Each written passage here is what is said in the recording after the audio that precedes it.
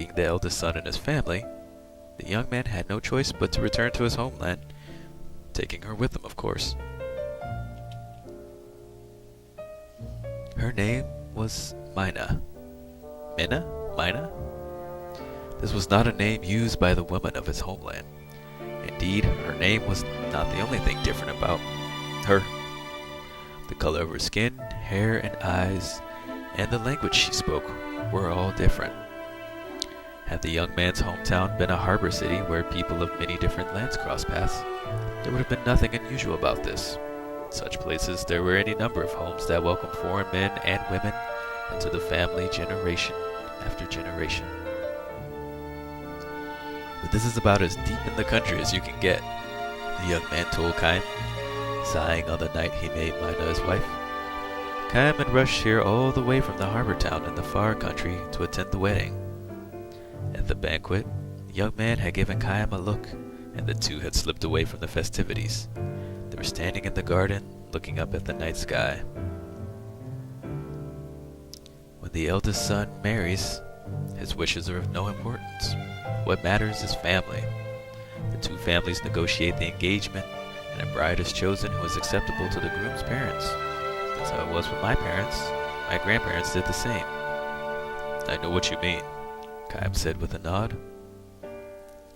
Judging from the formal wedding ceremony, it was easy to imagine the highly conservative nature of the area, and just as easy to imagine that the relatives had not welcomed Minna into the family. Minna? I'm going to call her Minna. Alex, Chaim said to the young man. Yes, the young man answered, still looking up at the sky. You are the only one who can protect Minna, you know.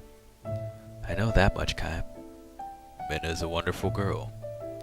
I know that too, of course. The three were good friends. Chaim and Alex had worked together offloading ships at the same pier, and also together they often gone to the neighborhood where Minna worked in the outdoor stall. Even now, Chaim retains the bittersweet memory of Alex and Minna struggling to communicate in each other's languages.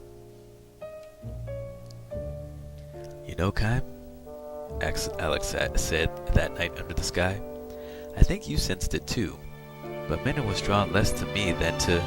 Chaim cut him short. Never mind. Of course, Chaim knew how Minna felt, and if he had responded to her feelings, she and Alex would not have been married here today. But Chaim had held back. Instead, he had urged Alex to pursue his love for Minna and help the two come face to face. He felt no regrets having played the part of an unlikely Cupid for him. Destined to continue his never-ending journey, Chaim was unable to love Minna in return.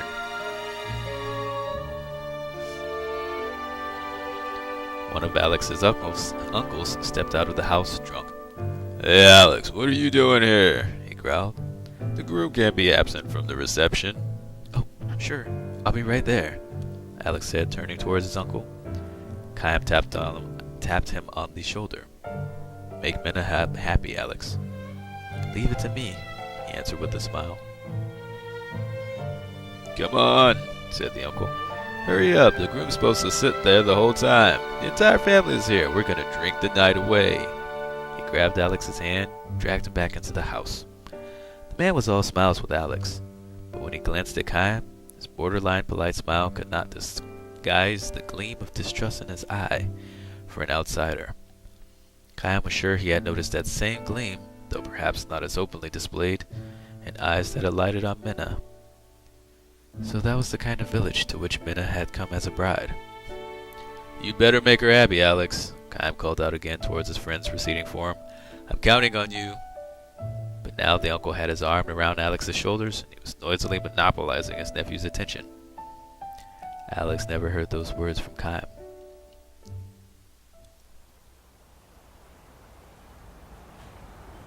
It was 3 months later when Alex came to visit Chaim at work on the pier.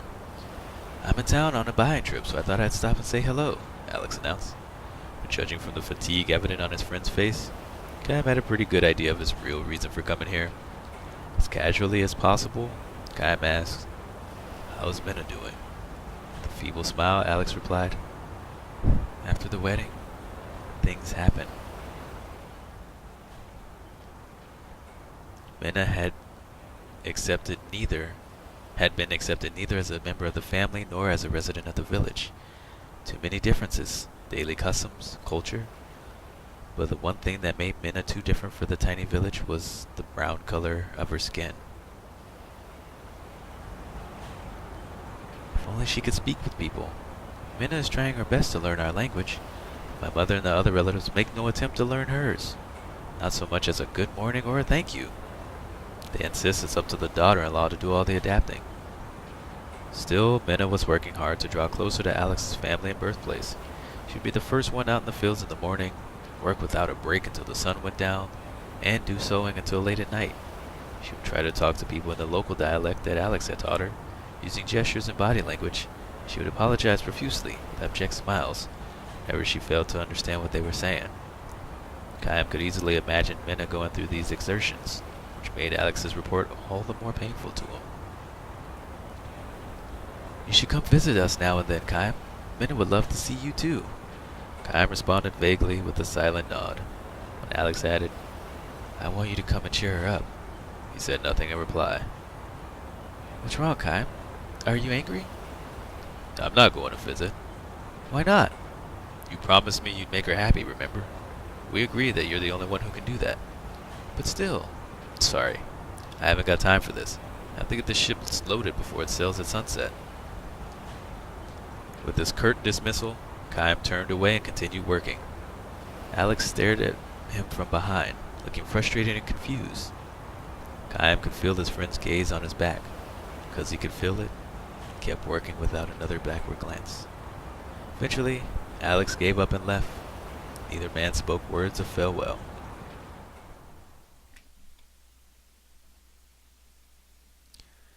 A year after the wedding, Minna gave birth to a son. The boy had brown skin like his mother. He had just started crawling when Alex visited Chaim again. "There was talk of a divorce," Alex said. "There's nothing wrong with our relationship. Minna and I love each other, that's for certain.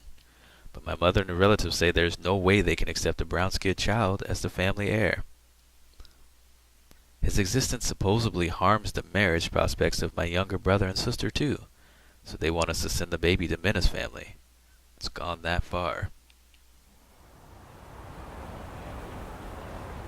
Alex had lost a great deal of weight. He was obviously living with much pain, every day trapped as he was between family and Minna. None of this made sense to Chaim.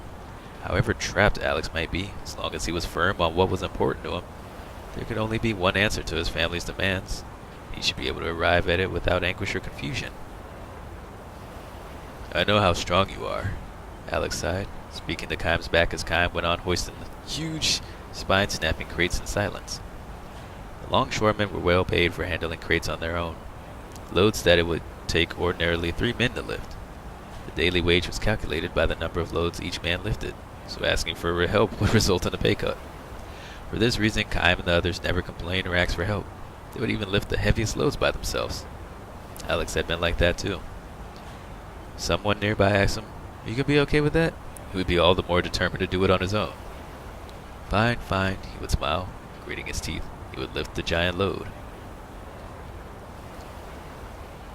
But Alex was not like that anymore. I'm starting to think that maybe in the long run, tying Minna down to a life in my village is just going to make her unhappy. My relatives say they'll support Minna and the baby, so it's not as if I'd be abandoning her or chasing her away. It's just that, for both of our sakes, starting a new life. Having finished piling crates on the deck, Chaim turned towards Alex for the first time. He was looking down at Alex on the pier. "Are you alright with that?" "Huh?" "If you're convinced it's the right thing to do, then go ahead and do it. It's not for me to interfere." Alex's features distorted under the impact of Chaim's words. Chaim said nothing more, but went back to the work. His anger and frustration were reaching the boiling point. Alex had no idea that Minna had been writing to Chaim on occasion since shortly after the wedding, about the hardship she's been facing in the home of her husband's family. She said not a word. Instead, she would spell out how happy her current life was and declare repeatedly how much Alex loved her. Always the letters would end like this: I'm sure you too must be living happily, Kyle. This is why Alex's report of the situation at home filled him with such intense anger and frustration. He had never answered Minna's letters. He felt certain that if he were to write to her, whether with words or encouragement or comfort, or even playing along with her sad lies, something important that gave her spiritual support would snap in two. Come see the baby, Kyle, Alex pleaded. Minna would be thrilled if you'd do that. Instead of responding to Alex, Kyle called out to him from on deck. See that crate over there? Can you lift it? The crate near Alex was the same size and weight as the one Kyle had just loaded on the ship. In the old days, Alex would not have hesitated to carry it up to the ship, every muscle in his body shuddering. Now, however, Alex gave Kyle one timid glance and, smiling to hide his embarrassment, said only, "Not me."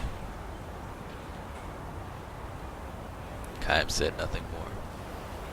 He felt strongly that their long friendship had come to an end, though in fact for Kyle, whose life would go on through all eternity, it had been nothing more than a momentary acquaintance.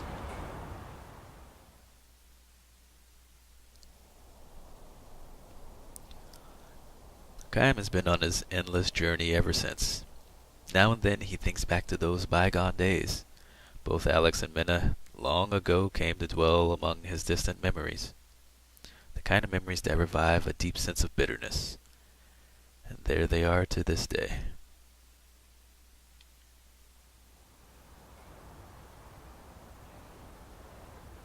Alex made his third trip to see Kyle a year after the baby was born. Having wasted away to a mere shadow of his former self, Alex stared vacantly at Kyle, and his voice lacked all intonation when he announced Minna's death.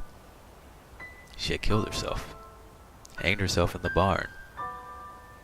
Kyle was amazed at his own detachment as he took in Alex's words.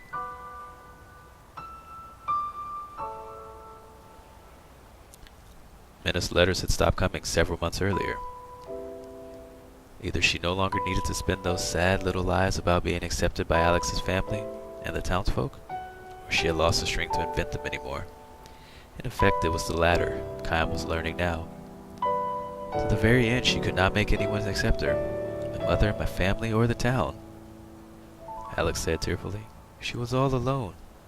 Finally, to the very end. Without a word, Kyle punched Alex in the face. Alex seemed to know and accept the fact that the punch would be coming. He did nothing to resist or defend himself. His fist hit him full on and sent him sprawling in the road.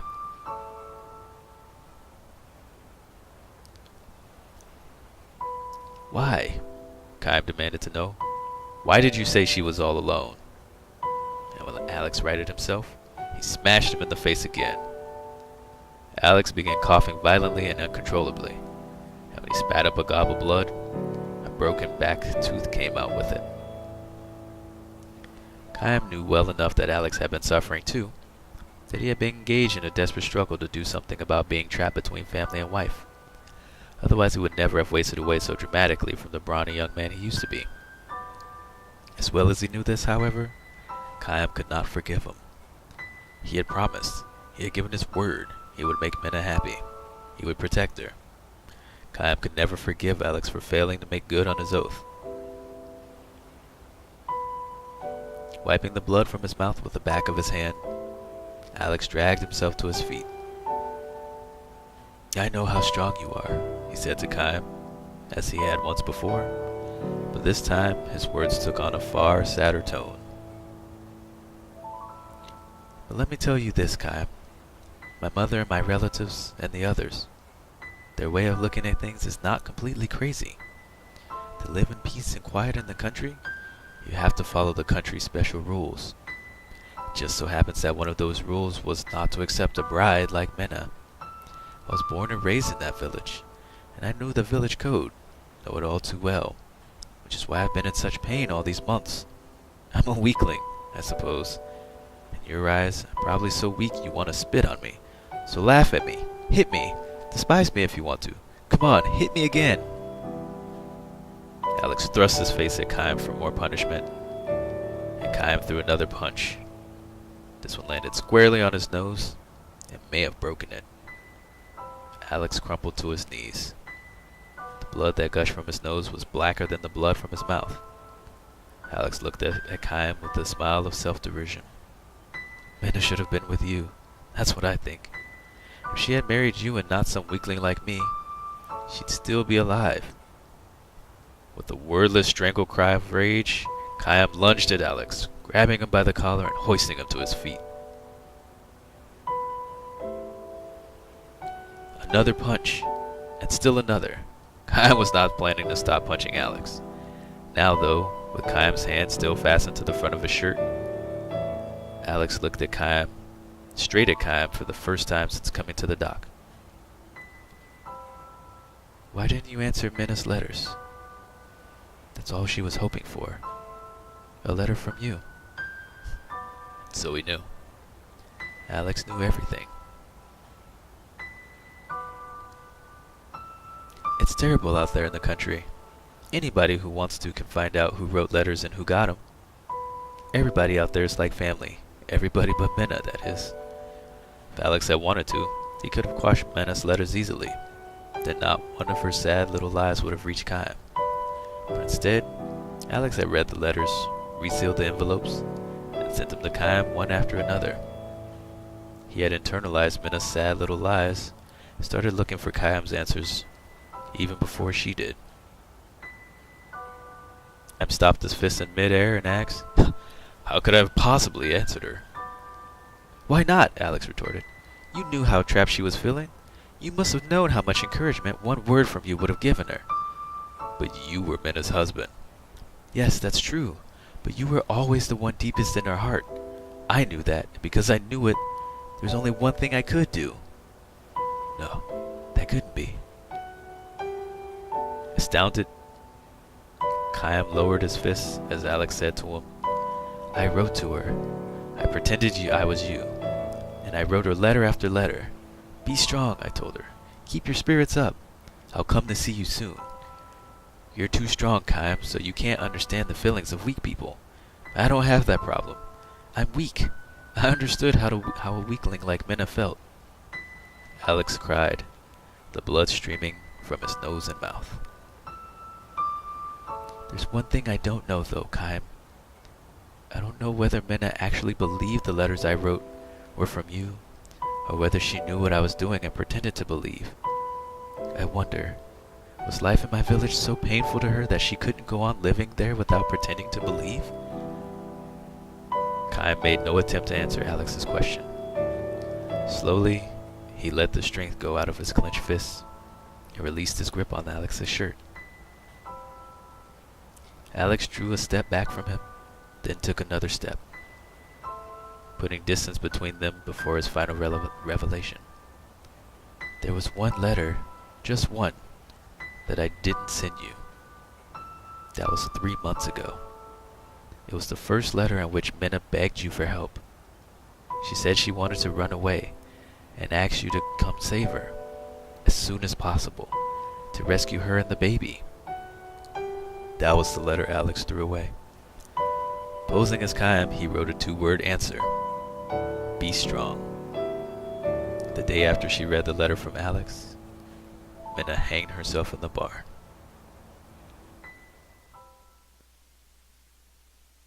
Chaim stood rooted to the spot, crestfallen. This left him momentarily defenseless. Alex shot his fist at Chaim's solar plexus, though his feeble blow could hardly be called a punch. The pain it inflicted might have been greater for Alex's own fist than for Chaim's superbly conditioned muscles. What an idiot I was. Be strong. Such words might have meant something to somebody like you, but to burden a weak person like Minna with them? No. They can only break and crush her. Alex gave another tearful, self-disparaging smile, and thrust his face toward Chaim. So hit me.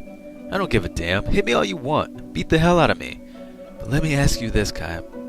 If I had sent her that last letter to you, would you have finally answered that one? Would you have been able to accept Minna in all her weakness? Chaim didn't know how to answer this question, nor did he raise a clenched fist to Alex again. So ended the story of Chaim and Alex. Alex turned and walked away. Chaim could not bring himself to call out to him. He simply stood there, drained of all emotion, and watched him go. Alex did, however, turn to face Chaim again when he had put enough distance between them so that Chaim could barely make out his voice. "I can tell you this much, Chaim," he shouted. "I'm going to raise that boy of mine. I'll make him to a man in my village. I may have been too weak to be a husband, but as a father I'll do better. I'll make him happy." Chaim returned his words with a silent nod. Alex allowed a hint of a smile to show on his badly swollen face. He then turned on his heels once more and strode away. Chaim never saw Alex again.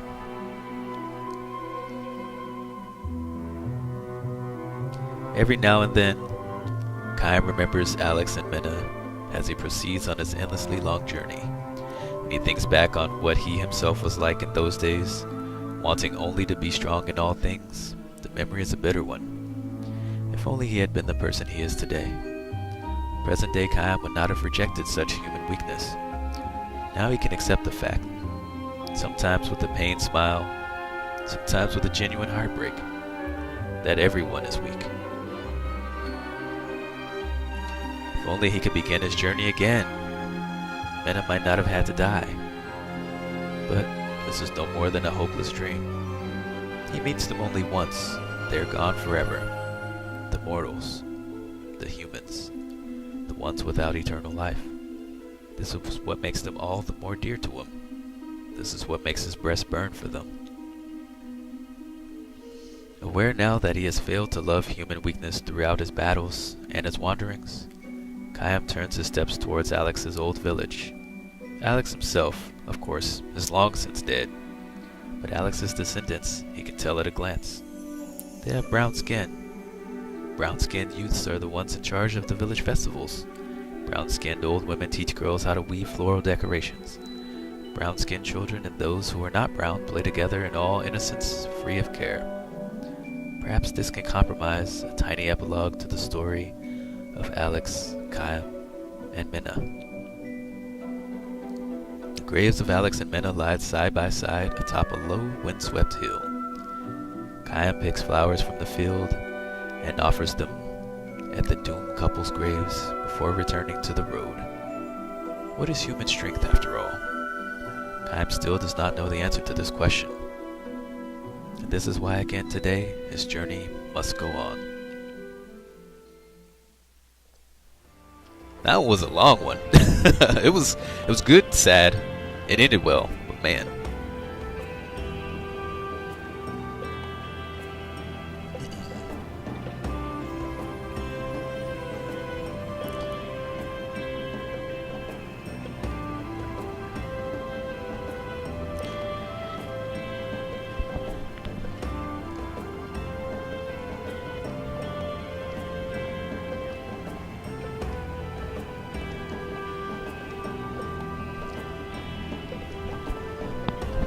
You're highlighting that one?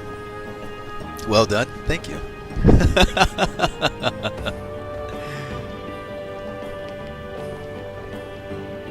I like reading the dreams. They're really nice. That one had a lot more feeling and more going on with it than the other ones, I feel. There was a lot going on. It was good. I want to go in the back room of that store.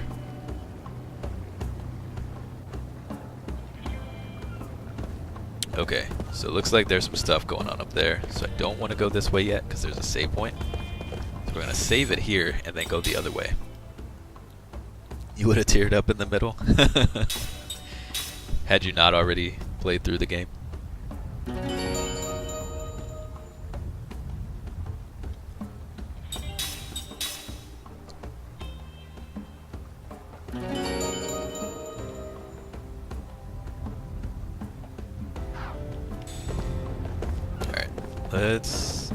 I guess we can check out this place first.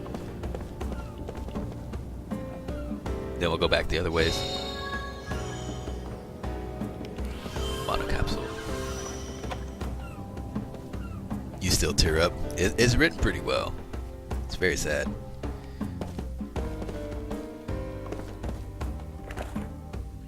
Yo, dude, don't mind me just digging up in your plants and your pots.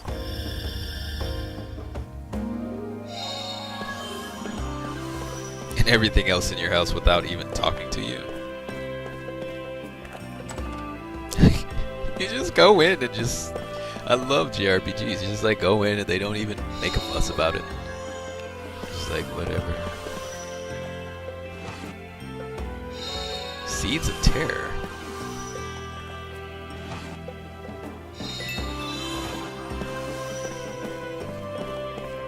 Getting around the thing. Okay.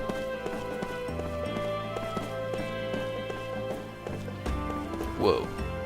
What is that? There's more teary spots coming up. Yeah, the music does good stuff for the stories too. And the sound effects in there.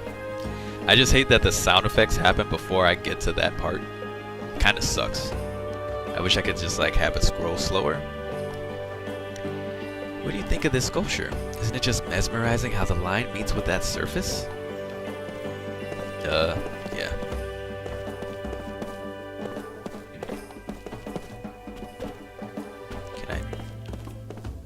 Can't do anything to it.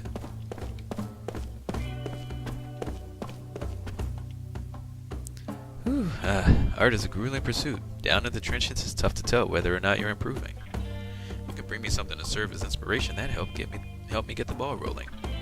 I think I could make something new if I had some crystal fragments from the Crimson Forest. Sure wish somebody would bring me one. Wasn't I just in there?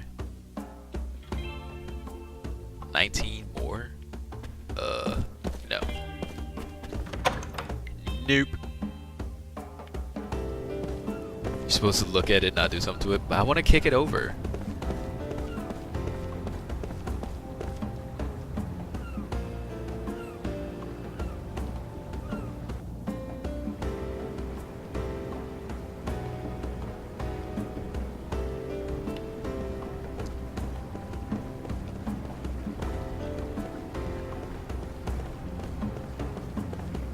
Okay. I want to get into that other room at that shop. I have to figure out how to get in there. Can I talk to y'all about it? I have a feeling if I talk to y'all. No one's giving you trouble in the streets after what the Queen said, have they? No. I think it's because you're pressing A while reading the story. I know the letters come on their own. Probably the sound effects. I'm not pressing A while reading the story. I only press A whenever I finish reading and I have to press A to go to the next screen. I don't press A to skip the words. It's scrolling on its own.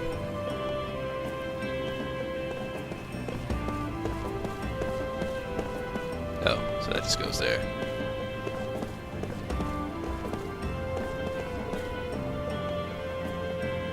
Hey Drac, how you doing? Press F to feel. Yeah, it's more for silent reading. I don't think they had in mind streamers at the time.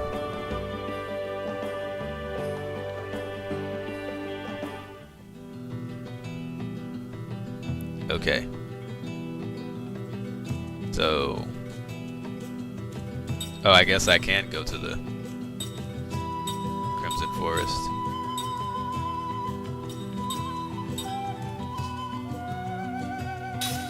What's in the forest, though? I want to get in the back door of that shop. How do I get back there?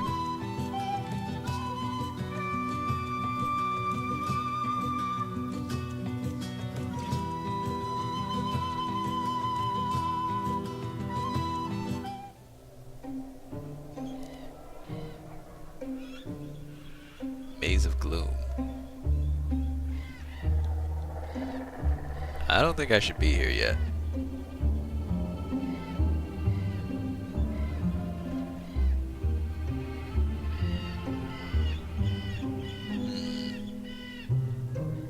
There's some crazy birds going in the background.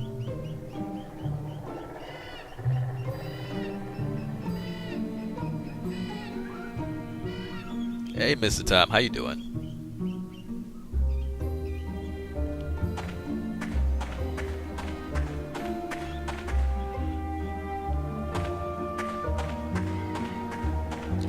That blue arrow.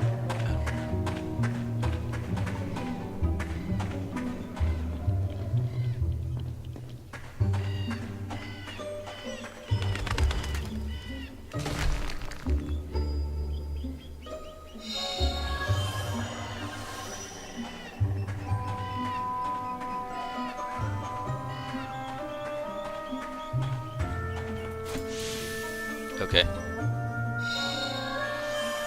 Oh, those are the crystal fragments he wants. Okay, got a tree. I can't do anything with. It's been a while. Good to see you back.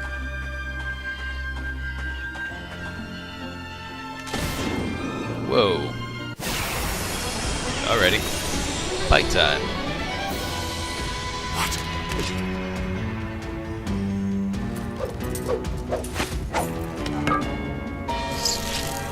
They're all fire monsters. That's awesome.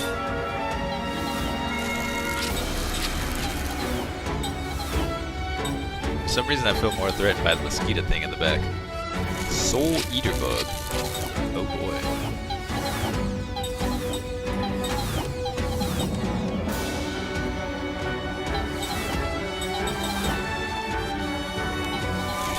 Oops, wait. Too much guard. Can't do it yet.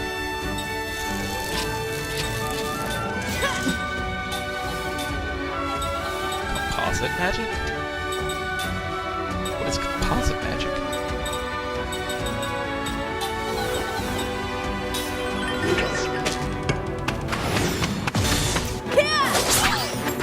Not strong enough. Oh, they're pretty weak. He just absorbed his own dudes. They can cast slow. Oh gosh. Oh, that Chrono, take care. Thank you for coming in.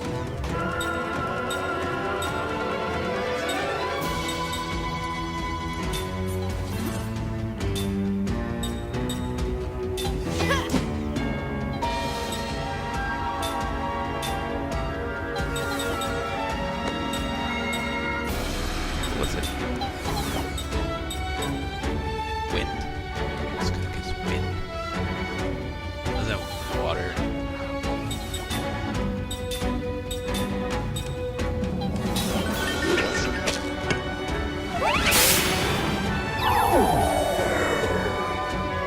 Okay.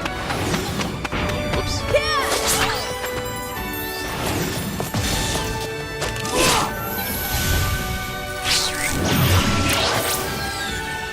Wow. Okay. So water doesn't really necessarily. It was just that one. The heck?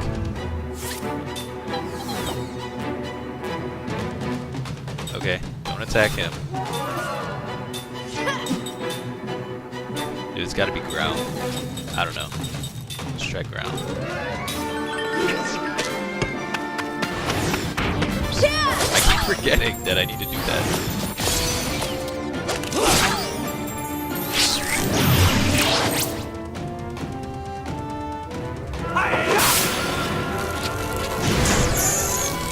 Didn't work either.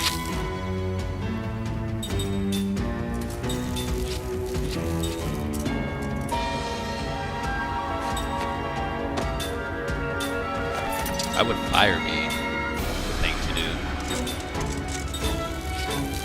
Makes sense. I did water for the giant bird. That didn't work. Seems like it's more mob-less specific.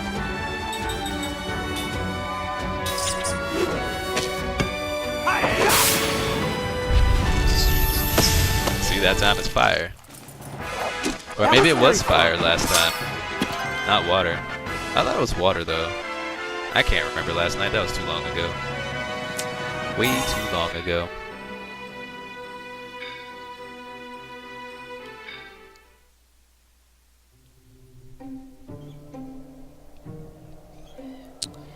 Alright. So people learn some stuff. Who learned what now? Okay, he learned Knight's Code. And oh, that's max MP up by 1. Oh no, just total. Oh, by 3. Yeah, sure.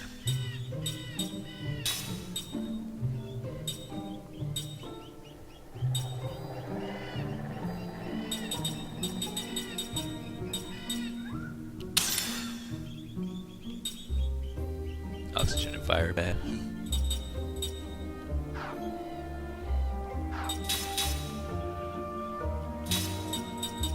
Okay, just got the level 2 black and white. Just got those. Got that already. Status analysis there.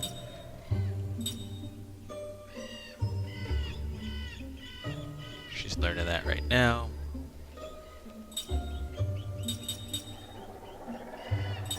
Okay.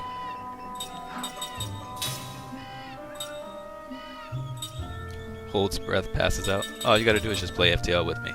I'll make sure you don't have any oxygen. It's okay. A magic ring increases significant damage on magic. Inflicts significant damage. Increases. What? My word. My brain can't read. It's getting too late at night.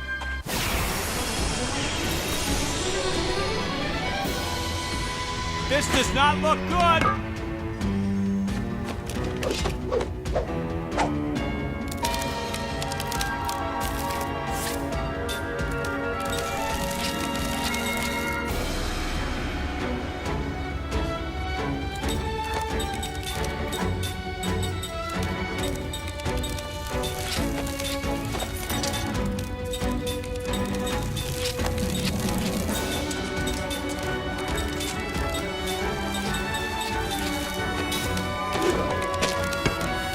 Oh, that magical aura around them looks really awesome right now.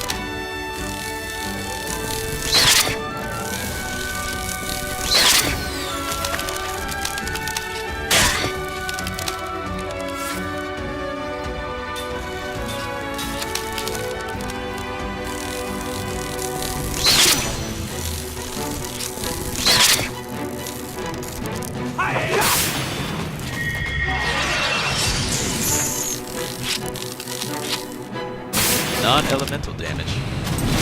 Interesting. Seth's paralyzed. That sucks. And he's put to sleep. That means it's time to leave.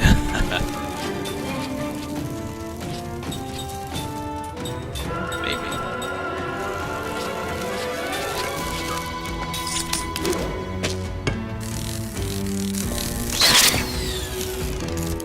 Attempt to flee failed. She's paralyzed.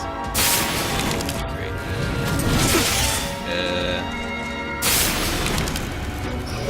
No!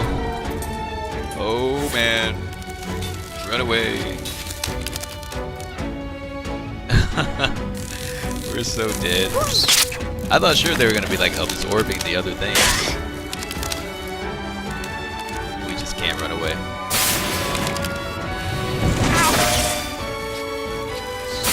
It can cast Prism. We're dead.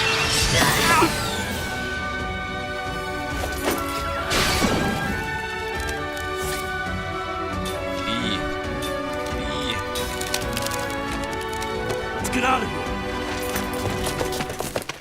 Yeah, your body doesn't really. I've never heard of a case in where your body allows you to suffocate yourself. Yeah, but maybe we should just leave. I don't think we should be here yet.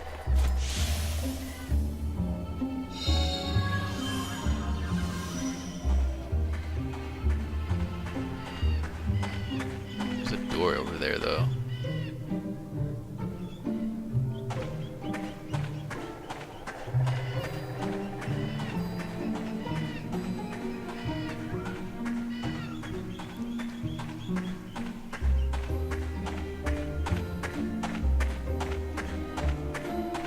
Let's just leave.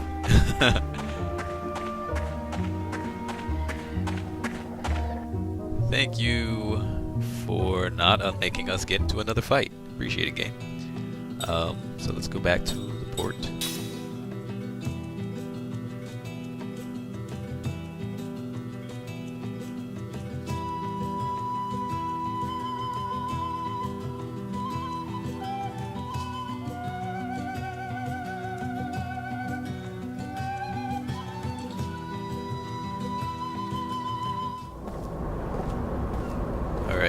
you let me get into that shop?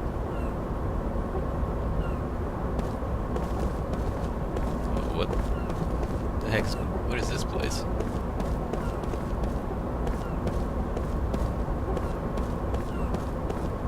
Did I go to the wrong spot?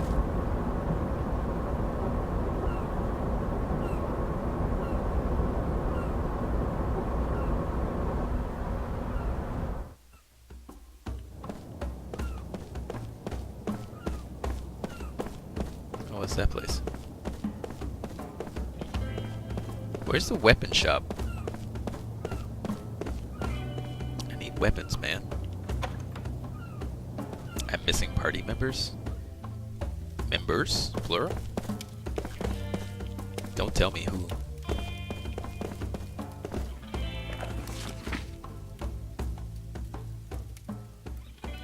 Sweet fluffy steam cakes.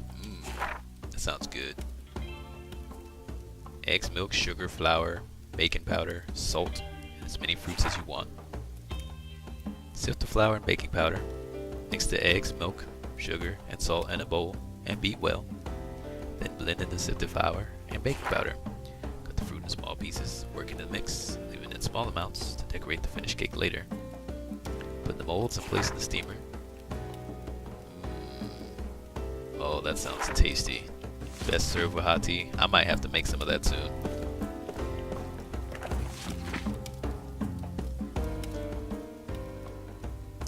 Under the rule of its 1,000-year-old queen, Numata enjoyed an unprecedented period of peace. The hypercurrents served as a barrier against outside invasions, and Her Majesty's policy of peaceful coexistence served to strengthen the nation. I figured she was an immortal. Numata first faced danger 500 years ago when an eastern tribe wielding powerful spirit magic sent a massive force into Numata. The army entered from the southwest, clashing with our forces in a fierce battle in the lush forest that covers the region. Did I get this game for cheap? Yeah, I found it at GameStop for like 25 bucks. 25 bucks, something like that. I think it was 20. It was at GameStop. That's all good. Do the what now? No one has to ever say anything. I talk enough. Enjoy your evening. Thank you for hanging out.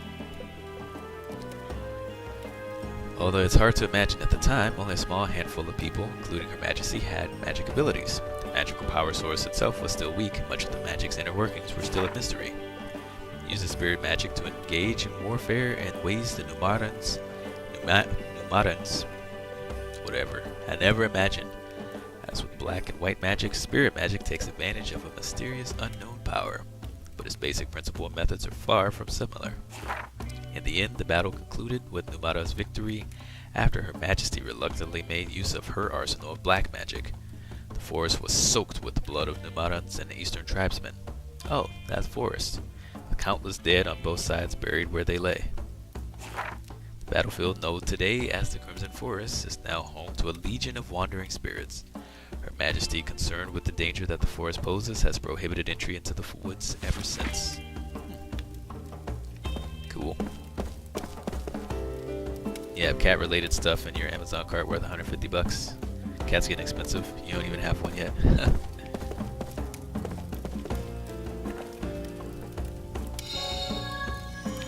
Mana Earth.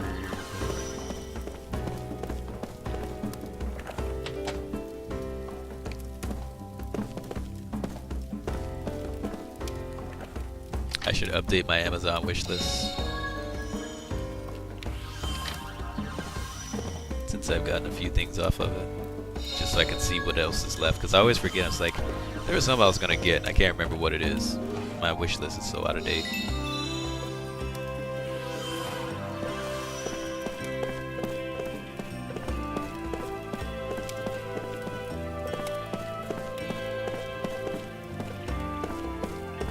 That house didn't have anything worth. I just want a weapon shop. There should be a weapon shop here somewhere, seriously. Like, I think I just haven't found it right.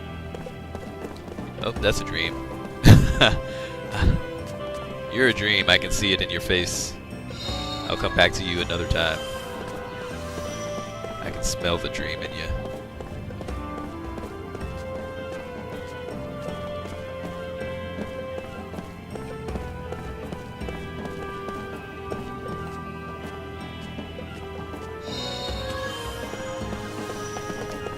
you too. I'm not talking to any more people right now.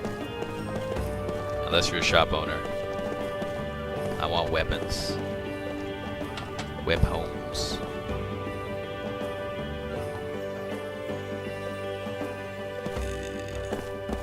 Hey, there's something shiny on your table.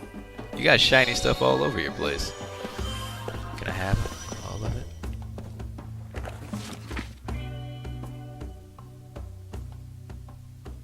Brave Little Boy Part 1. Yeah, don't care about these stories. They're not dreams, so I don't care. Crafty stuff. Something. Braveness. Brave Little Boy Part 2. Dangerous. Don't care. Fought a bird. Ripped the boy to shreds. Found the princess. Saved the day. GG. Hey Boonwood, how you doing? Yeah, let me just snatch this blinding powder off your table for you. Thanks.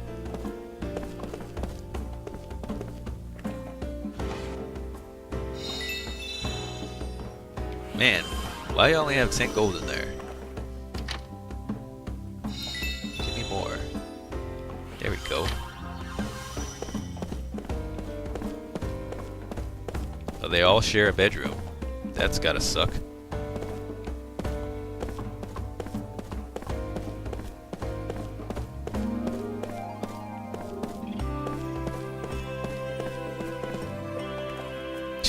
Looks like they're driving her crazy.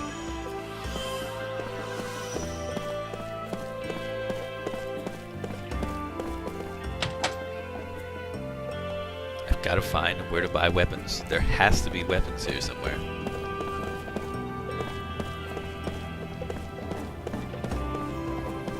That's a dream waiting to happen too. I can smell all the dreams. I know they're coming. Changing discs, that's so old school. I love it. Got the seat. I'm just gonna assume every person I talk to is a dream. What was I doing? Oh yeah, rings. A blinding ring. Fear ring. Numbing ring. The bio ring isn't so good like I thought. I don't know what I want. Yeah, the shops have dots on them. I'm just looking in houses for stuff.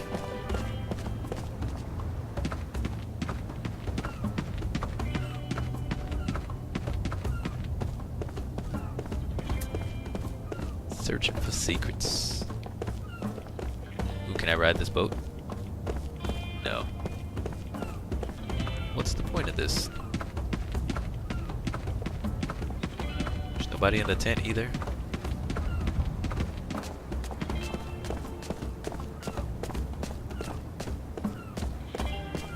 Yeah, I went to the one store.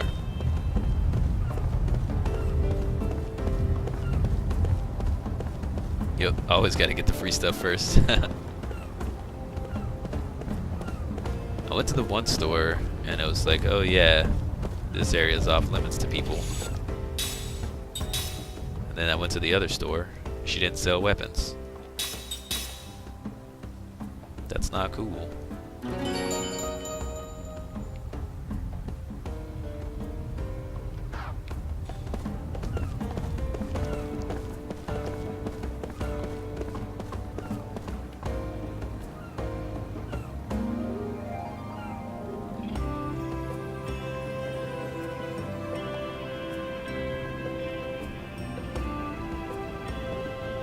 Yeah, I don't think any of that's gonna help. Think the guy on the bridge is one? Oh, a dream? Oh yeah, I figured. I figure everyone's a dream at this point.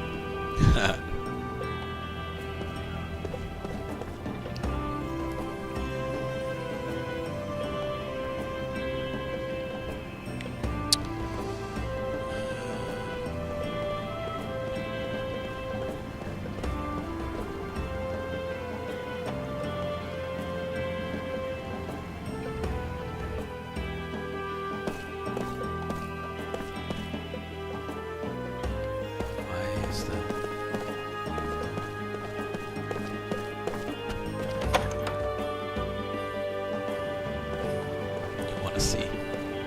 You want me to initiate the dream state? I just want to buy a weapon. It's got to be that person in the back there. I don't have a way to get there yet. I must have to just come back with the queen and just go on forward.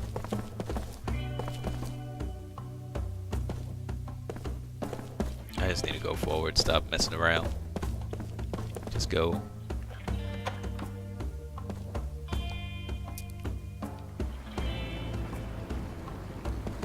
Just go.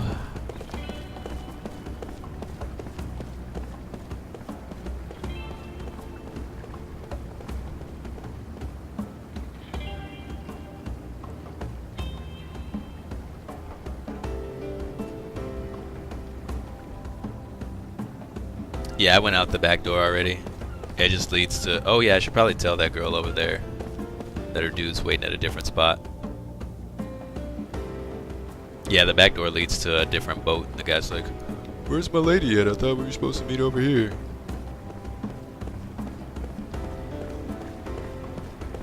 Yeah, the key place. The place with the key where we found the other girl.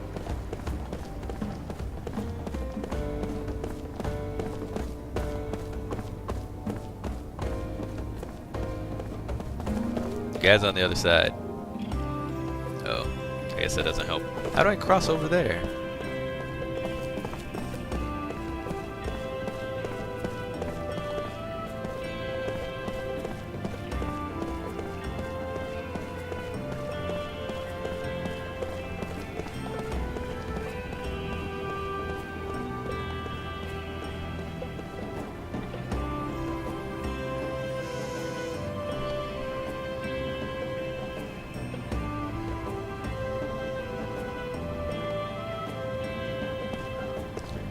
Alright, let's keep it moving. Keep it moving.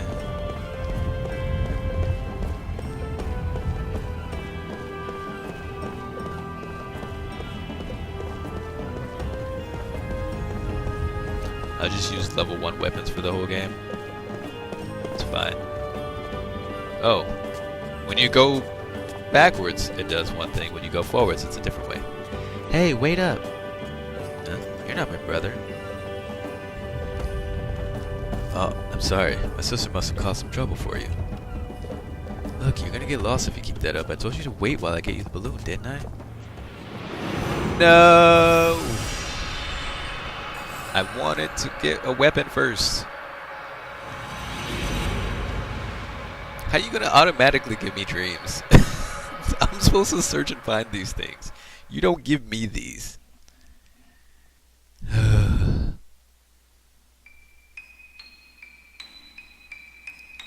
Don't forget me now, you hear? Brother dear. The cry comes from behind as he wades through the post town's crowds. At first, Chaim does not realize that the person is addressing him as he walks on in search of lodging for the night. The cry comes on again, all but clinging to him. Brother dear, big brother. This is puzzling. He last visited the town 80 years ago. There can't be anyone here who knows him.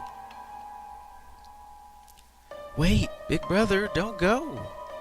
His puzzlement begins to take on an eerie edge. But the voice addressing him as big brother can only belong to an old woman. Without letting his guard down, he turns slowly. Just as he thought, it is an old woman. Dressed in the clothing of a young girl, the tiny old woman is looking straight at Chaim with a bright smile on her face. I think you may have the wrong person, he says, allowing his discomfort to show. No, I don't, she says with a big shake of her head and an expanding smile. You're big brother Chaim. What? What's wrong, Chaim? Did you forget me? Well, I mean, he can't place her. Even if he were to succeed in doing so, he knows he has no acquaintances in this town. He wonders, could this be a chance re-encounter with someone he met once on the road?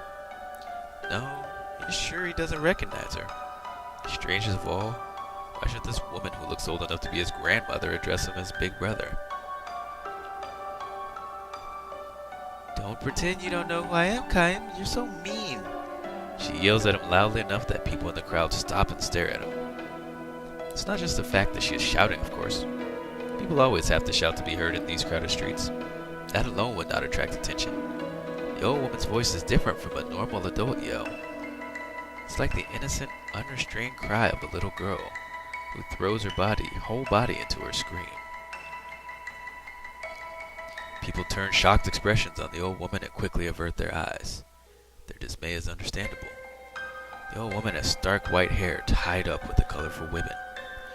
Her hair and her dress has the same floral pattern and floppy sleeves as the little girl's. Many of the passerby look at the old woman with a mix of sympathy and pity on their faces. Gradually, Kayam begins to comprehend the situation. This old woman has simply lived too long. This is why the past, locked away in her memory, has become realer to her than the reality before her eyes. A middle-aged passerby tugs at Kayam's elbow. If I were you, I would just walk away. Don't get involved with her. She'll be nothing but trouble. It's true, says the wife by his side, nodding. You're a stranger here, so you don't know. This old woman is senile. You can ignore her. She'll forget everything in 5 minutes. They may be right, but the fact that this old woman knows Kayam's name, the little girl part of her mind, she thinks of Kayam as her big brother. He tries probing his distant memories. He spent no more than a few days here so long ago. He got to know very few people. There can't be any of those left who still remember him. Kayam goes on standing before the old woman. The nosy middle-aged couple become indignant. You try to be helpful, and what does it get you? Let them work it out themselves, adds the wife. Let's just go, which they proceed to do. Winding up her voice for maximum shrillness, the old woman calls out to them as they walk off in a huff. Don't forget me now, you hear? In that instant, Kayam's memory makes the connection. The old woman greets his look of recognition with an expression of joy. You remember me now? I'm Shushu. It's me, Shushu. He does remember her, the little girl he met in this town 80 years ago. Perhaps 5 or 6 years old at the time. She was a precocious little thing, whose lack of shyness with strangers came from her being the daughter of an innkeeper. Somewhere along the way, she probably picked up a phrase she heard someone using, so whenever a guest would depart after a number of days in the inn, instead of the standard goodbye or thank you, she would see the person off with a smile and cheery, don't forget me now, you hear? Only now, he is suddenly able to see the girl beneath the wrinkles. Kayam must avert his gaze from the old woman's face. What's wrong, big brother? He cannot bring himself to look directly at Shushu's vacant stare. 80 years have gone by. What can they talk about when a man who never ages meets a little girl from the distant past who has aged too much?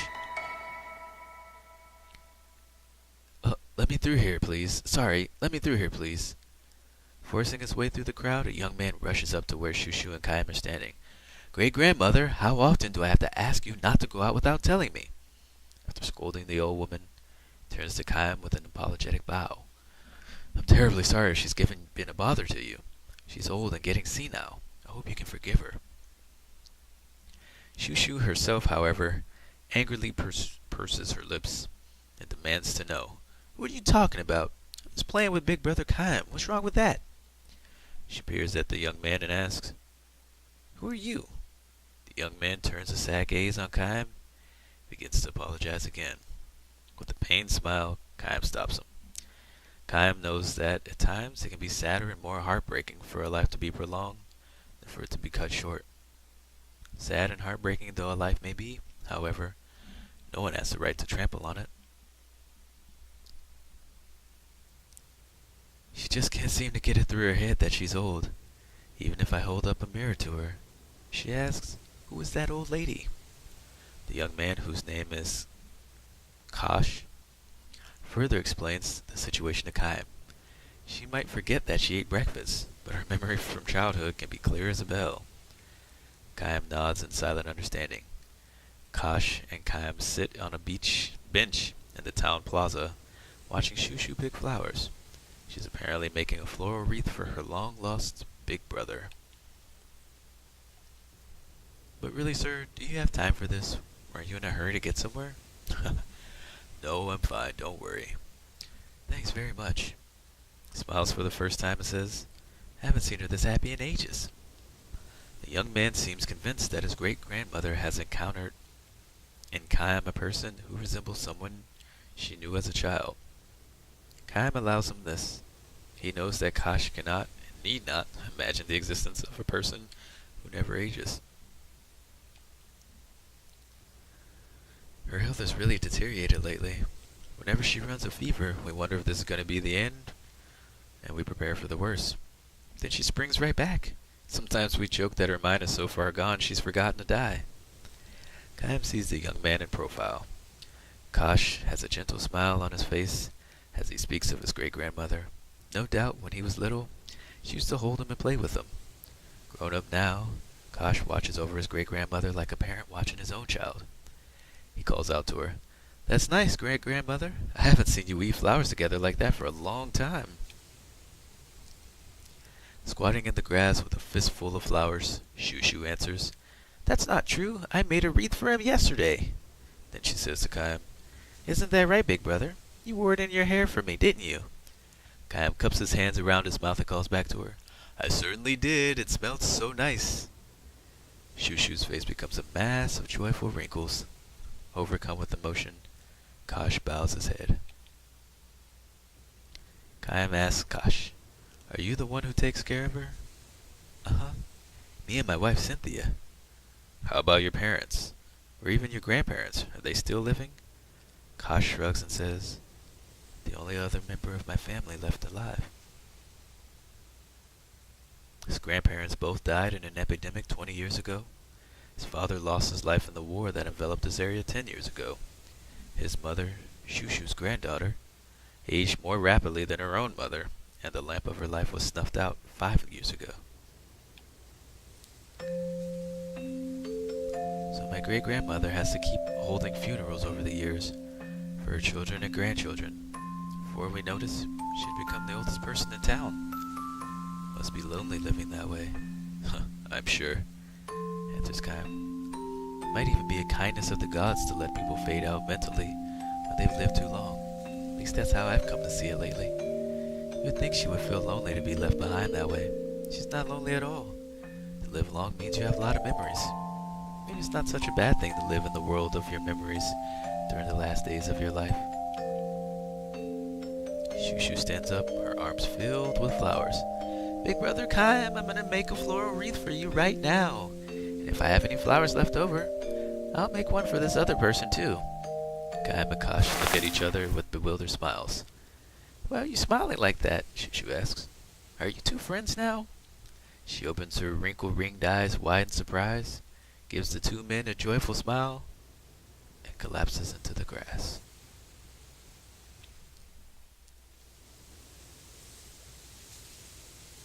Kosh starts to run for a doctor, but Chaim grabs his arm and holds him back, saying, You better stay with her. Ironically, Chaim, who can never truly know what it feels like to age, has been present for that very reason, at countless deaths over the years.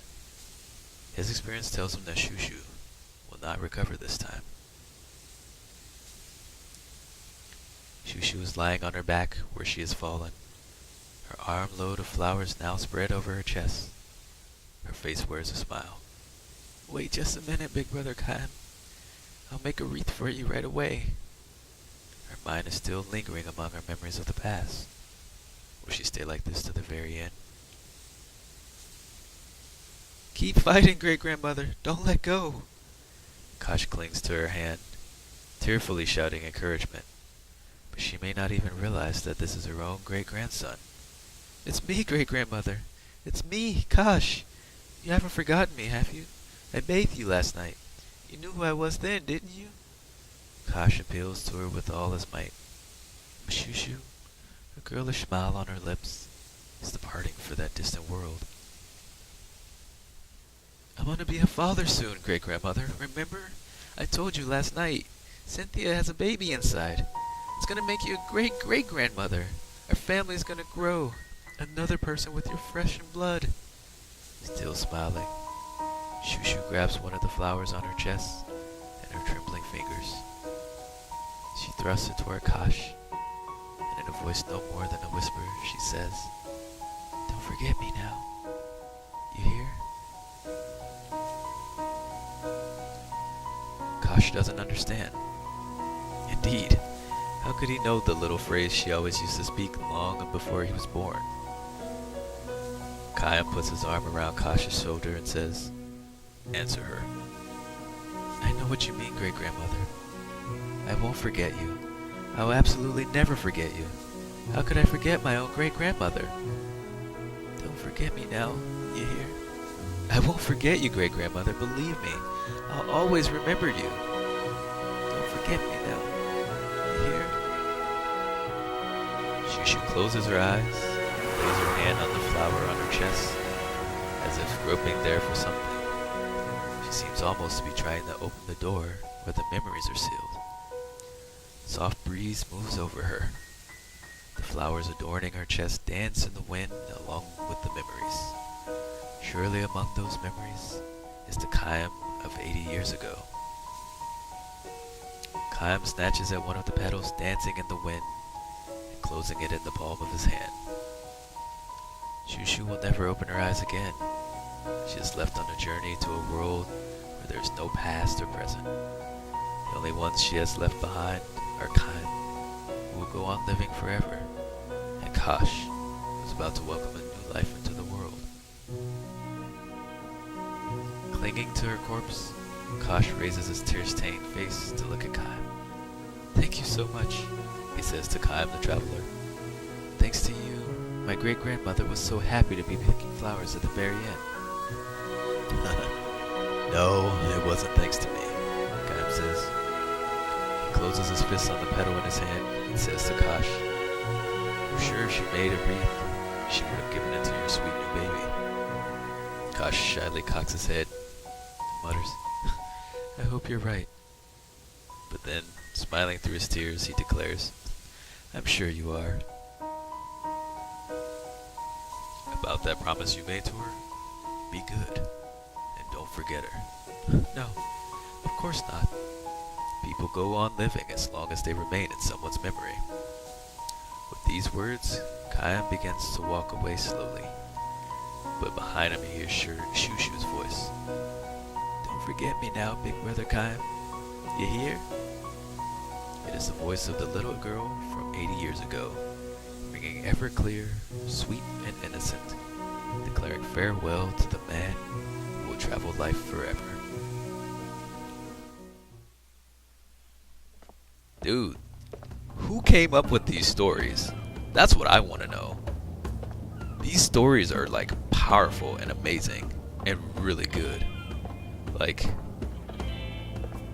if nothing else, this game is amazing for its stories.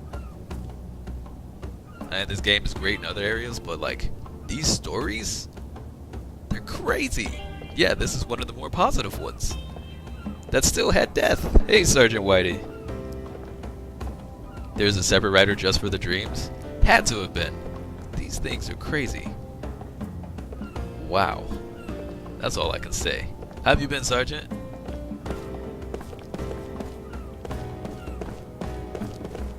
Man, the stories, dude. Okay, that was just a house, right? Yeah, I think that was just a house. Yeah, that's not a store.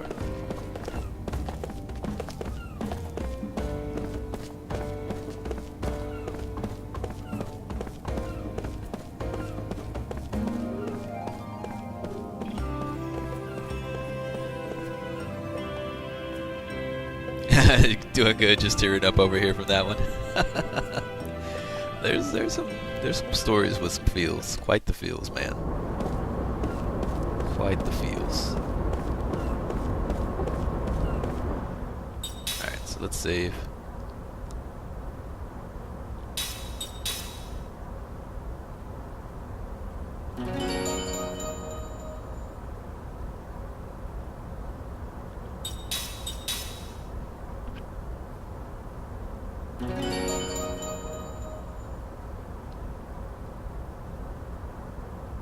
I think that's where we stop for the night.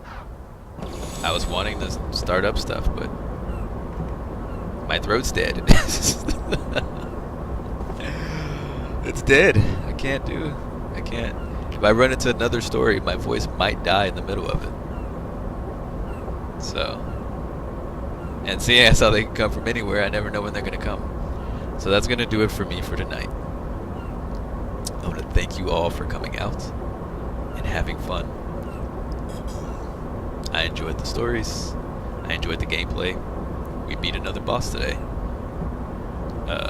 And we died a bunch of times. We did some stealth. We did like a little bit of everything. We had some stealth action. We had some fighting. We had some stupid playing with the character we hate. And we read some stories. And we got our butt kicked in the level we weren't supposed to be at. So we kind of just covered everything. It's great. That concludes another episode of Reading Time with Jeggerd. Yes, indeed.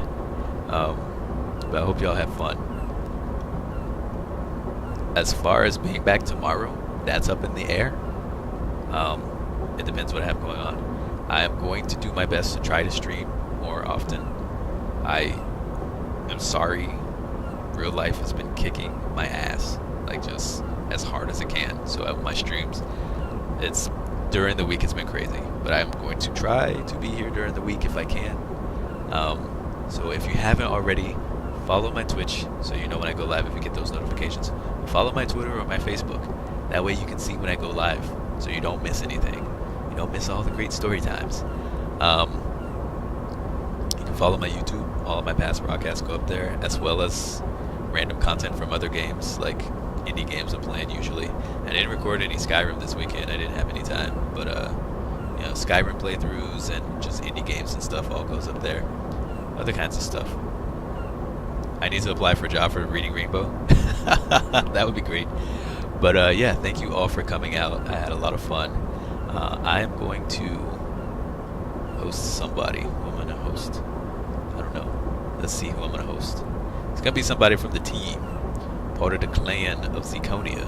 Can y'all hear my voice dying right now? It's ridiculous.